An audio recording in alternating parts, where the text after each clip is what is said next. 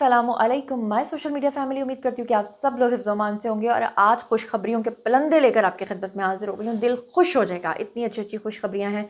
तकरीबन 14-15 खुशखबरियाँ हैं जो कि 15 मिनट में मैंने आपको बतानी है। तो चलिए जनाब शुरू करते हैं आज का वीडियो।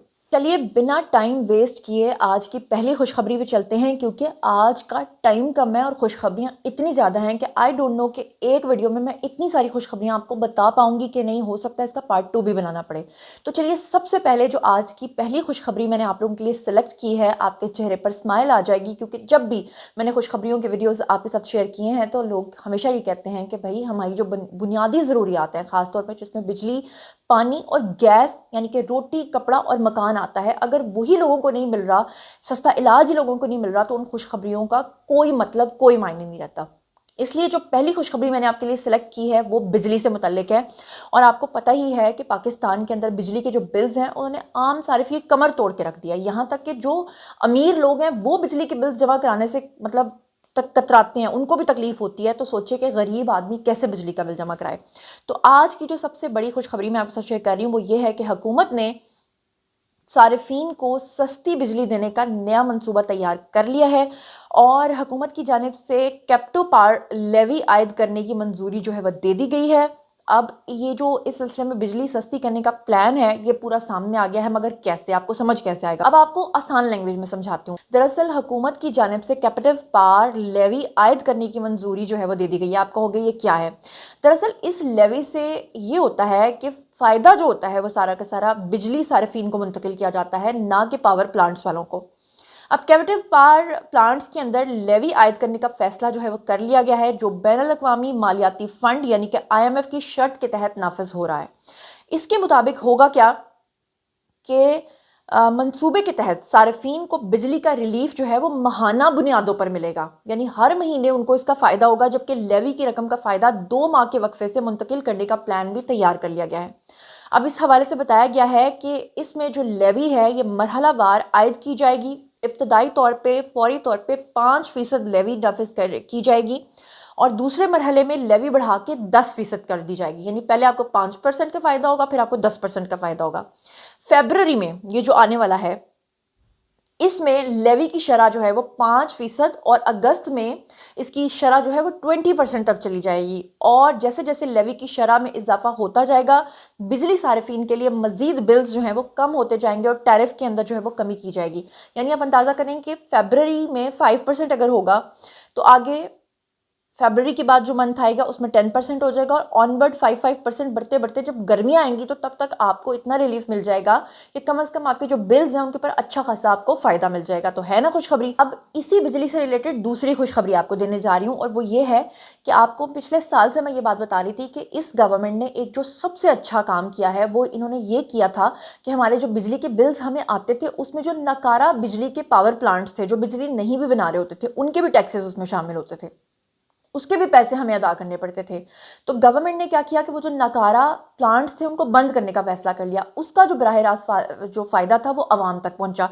अब उस सिलसिले में नकारा पावर प्लांट्स जो बंद किए गए हैं उसमें तनख्वाहों की मद में, क्योंकि वो जो पावर प्लांट्स के ऊपर जो उन्होंने मुलाजमीन हायर किए हुए थे वो सारे टैक्सेस तो बराह रास्त आवाम को ही देने पड़ते थे ना। तो तनख्वाहों की मद में 7 अरब रुपए का गैर ज़रूरी बोझ जो है वो बिजली सारिफीन से हटा दिया गया है, ख़त्म कर दिया गया, वरना वो हमारे ही बिजली के बिलों से उन लोगों की तनख्वाहें भी जाती थी। अच्छा, फिर इसके बाद एक और बड़ा फैसला जो फ़ायदा जो लोगों को हुआ वो ये है कि 2025 में तवानाई के शोबे में जामे इस्लाहात की गई, नकारा पावर प्लांट्स को बंद किया गया और इससे जो है वो 7 अरब रुपए का बोझ जो है वो कम होकर लोगों के बिजली के बिल्स में कमी की सूरत में निकला। तो ये है जनाब, आपने नोटिस किया होगा कि जनवरी फरवरी में फरवरी तो भी आने वाला है, जैन में और दिसंबर में काफ़ी कम बिल्स आए हैं। जितने पहले बिल्स आया करते थे उतने बिल्स नहीं आए हैं और इंशाल्लाह ये 5% जब बढ़ता जाएगा तो ये और भी आपको रिलीफ मिलेगा। तो कैसी रही ये 2 खुशखबरियाँ, लेकिन खुशखबरियों का सिलसिला भी जारी है। मैं चलती हूँ तीसरी खुशखबरी पे। तीसरी खुशखबरी भी बिजली से रिलेटेड ही है। आप कहोगे आज तो बिजली बिजली हो गई, बिजली भरी है मेरे अंग अंग में, ये गाना ना गाना शुरू कर दीजिएगा, लेकिन बहरहाल चलो। अच्छा जी, खबर यह है कि बिजली सारिफीन के लिए एक और खुशखबरी ये है कि पहले पिछले दिनों में एक खबर आई थी कि एक से ज़्यादा मीटर्स लगाने वाले जो लोग हैं उनको इजाज़त नहीं दी जाएगी या उनके खिलाफ जो है वो एक्शन लिया जाएगा। लेकिन अब एक से ज़ायद मीटर्स लगाने वालों के बारे में नई पॉलिसी मुतारिफ करा दी गई है اور اب جناب وابڈا کی نئی پالیسی کے اکارڈنگلی 2026 کے تحت گھروں کے اندر متعدد بجلی کے میٹرز لگانا اب ممکن ہوگا. تو یہ ایک خوشخبری ہو گئی. اچھا یہ بھی آپ کو بتا دوں کہ 2026 میں گھروں کے اندر اضافی بجلی کے میٹرز لگانا قانونی ہوگا، ممکن ہوگا، اور یہ پالیسی خاص طور پہ جوائنٹ فیملی سسٹمز، مالک مکان اور کرایہ داروں کے لیے بہت ہی مفید ہوگا تاکہ ہر خاندان کا بل الگ اور شفاف ہو. تو شکر اللہ کا کہ گورنمنٹ نے اس بات کو سمجھایا، ادروائز اگر اس چیز کو امپلیمنٹ کیا جاتا تو سب سے زیادہ میں اس کو کنڈیم کرتی، یہ غلط فیصلہ ہوتا. چلیے ہم چلتے ہیں آج کی چوتھی خوشخبری پہ. چوتھی خوشخبری یہ ہے کہ کنسٹرکشن کی وجہ سے اور ملک کے اندر بڑھتی ہوئی مہنگائی کی وجہ سے آئے روز کنسٹرکشن مٹیریل جو ہے وہ بہت ہی مہنگا ہوتا جا رہا تھا. تو اب خوشخبری جناب یہ ہے کہ ملک بھر میں جو سیمنٹ ہے وہ سستا ہو گیا ہے. اب کتنا سستا ہوا ہے، اس میں جو ریٹیل قیمتیں ہیں اس میں کمی ہوئی ہے، اور 1 جنوری ختم ہونے والے ہفتے میں مختلف شہروں کے اندر سیمنٹ کی جو فی بوری کی قیمت ہے وہ 1387 روپے ریکارڈ ہوئی ہے، جس کے مقابلے میں 0.27% اس کے اندر کمی ہوئی ہے. اور مختلف شمالی شہروں کے اندر سیمنٹ کی فی بوری جو ہے وہ 1391 روپے اس کی رقم جو ہے وہ نوٹ کی گئی ہے، اور جنوبی شہروں میں اس کی جو قیمت ہے وہ 1446 روپے ہے. اور جناب راول پنڈی، گجرانوالہ، سیالکوٹ، لاہور، فیصل آباد اور سرگودا ملتان کے اندر جو ہے یہ قیمت 1367 سے لے کے 1420 روپے تک ہے. اب آپ لوگوں نے بتانا ہے کہ آپ کے شہر میں کنسٹرکشن کاسٹ کتنی کم ہوئی ہے اور سیمنٹ کی بوری کی قیمت جو ہے وہ کتنی کم ہوئی ہے. لیکن بہرحال یہ خوشخبری ضرور تھی، لیکن یہ پراپر خوشخبری اس لیے نہیں ہے کہ جس دن لوگ یہاں پہ پراپرٹی میں انویسٹ کرنے لگیں گے اور پراپر سستی کنسٹرکشن ہوگی اس دن لوگوں کو ریلیف ملے گا. تو بہرحال اس طرف اگر ایک اچھی پیش قدمی ہوئی ہے تو ہمیں اسے اپریشیٹ کرنا چاہیے. اب چلتے ہیں آج کی 5ویں خوشخبری پہ. اچھا جی، اب 5ویں خوشخبری آپ کے ساتھ میں شیئر کرنے جا رہی ہوں، اور وہ یہ ہے کہ اسلام آباد کا جو انتظام ہے اس کے حوالے سے لوگ بڑے پریشان رہتے تھے، وہاں پر ترقیاتی کام نہیں ہو پاتے تھے. تو اسلام آباد اور اس کے گرد و نواح میں رہنے والے جو باسی ہیں ان کے لیے بڑی خوشخبری یہ آ گئی ہے کہ حکومت نے اسلام آباد کو 3 ٹاؤن کارپوریشنز میں تقسیم کرنے کا فیصلہ کر لیا ہے.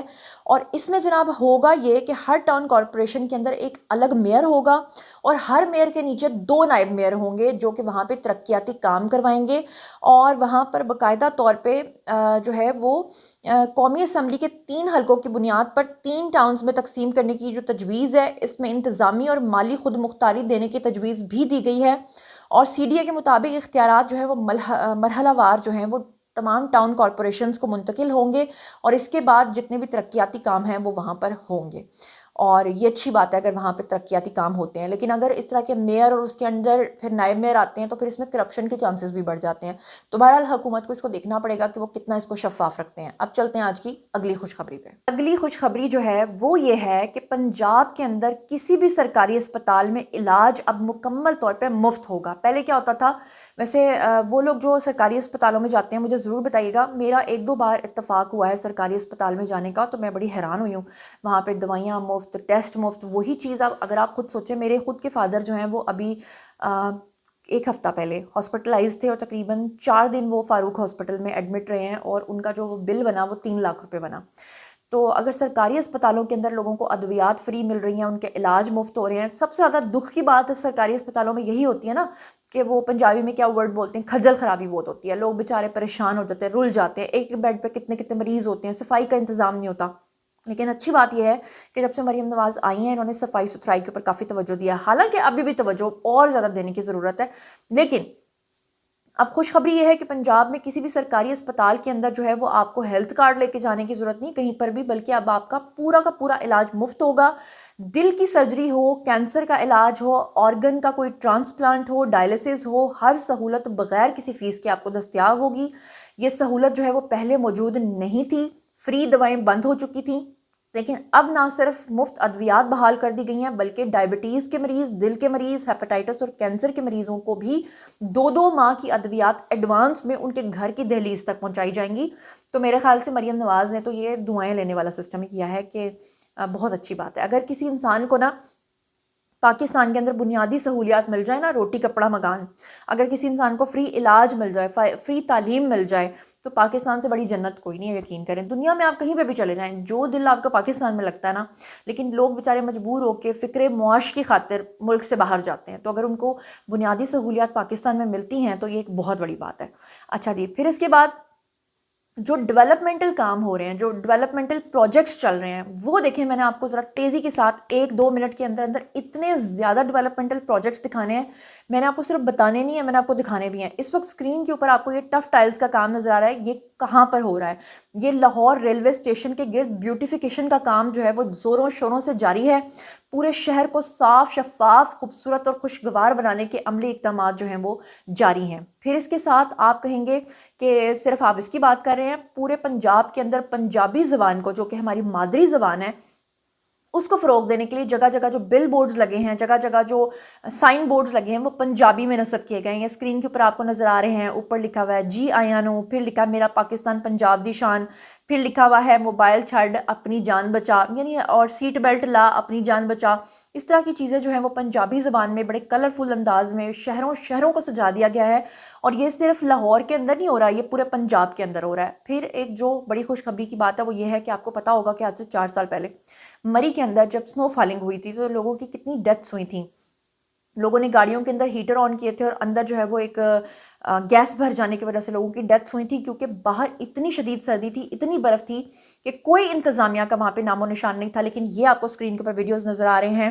اس دفعہ مری انتظامیہ نے اتنا کمال کام کیا ہے وزیر اعلیٰ پنجاب کی ہدایات کے اوپر کہ برف باری کے ساتھ ساتھ سڑکوں کو کلیئر کیا جاتا رہا ہے. پولیس جو ہے وہ باقاعدہ طور پہ گشت کرتی رہی ہے، لوگوں کو روک روک کے آگاہی دیتی رہی ہے. تو اس سے بڑی بات اور کوئی نہیں ہو سکتی.